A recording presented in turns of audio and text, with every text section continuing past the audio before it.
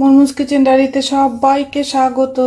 আমি আবার চলে এসেছি একটি রেসিপি নিয়ে, সেটি হচ্ছে পুদিনা ফ্লেভারে পটেটো চিপস।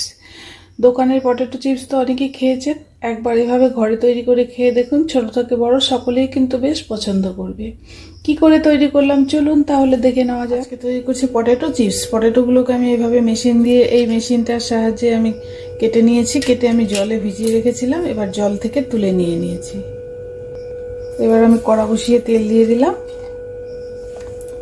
তেলটা আমার গরম হয়ে গেছে, এবারে আমি এই চিপসগুলোকে ভেজে নেব।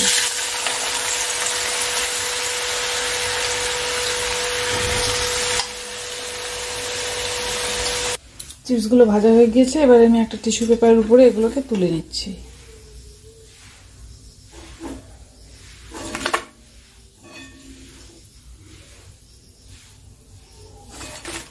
এইভাবে আমি বাকিগুলোকেও ভেজে নিচ্ছি।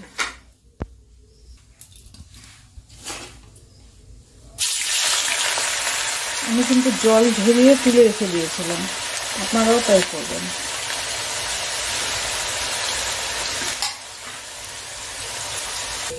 বাকিগুলো ভাজা হয়ে গিয়েছে, এগুলোকেও আমি তুলে নিচ্ছি।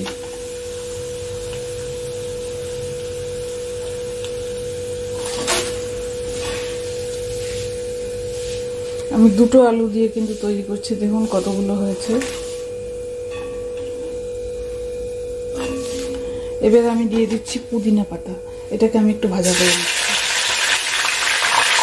পুদিনা পাতাটাকেও আমি তুলে নিলাম। এবার আমি দিয়ে দিলাম একটু বিট লবণ,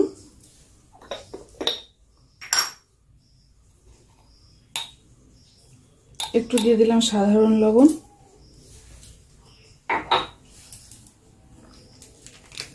একটু দিয়ে দিচ্ছি গোলমরিচের গুঁড়ো,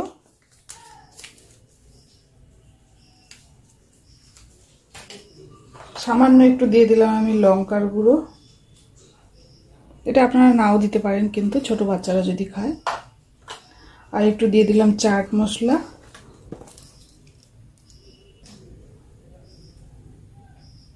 চাট মশলাটাও কিন্তু আমি অল্পই দিলাম।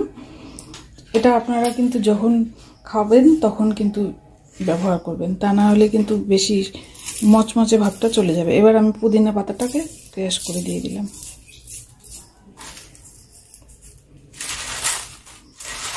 চাট মশলাটা খাওয়ার সময় ব্যবহার করতে হবে, তা না হলে কিন্তু লেতিয়ে যাবে।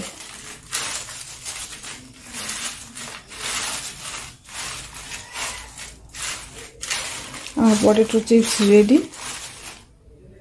দেখুন বন্ধুরা, পটেটো চিপস রেডি। এই রেসিপিটি যদি আপনাদের পছন্দ হয়, লাইক, শেয়ার, কমেন্ট, সাবস্ক্রাইব করতে ভুলবেন না প্লিজ। সকলে ভালো থাকবেন, সুস্থ থাকবেন।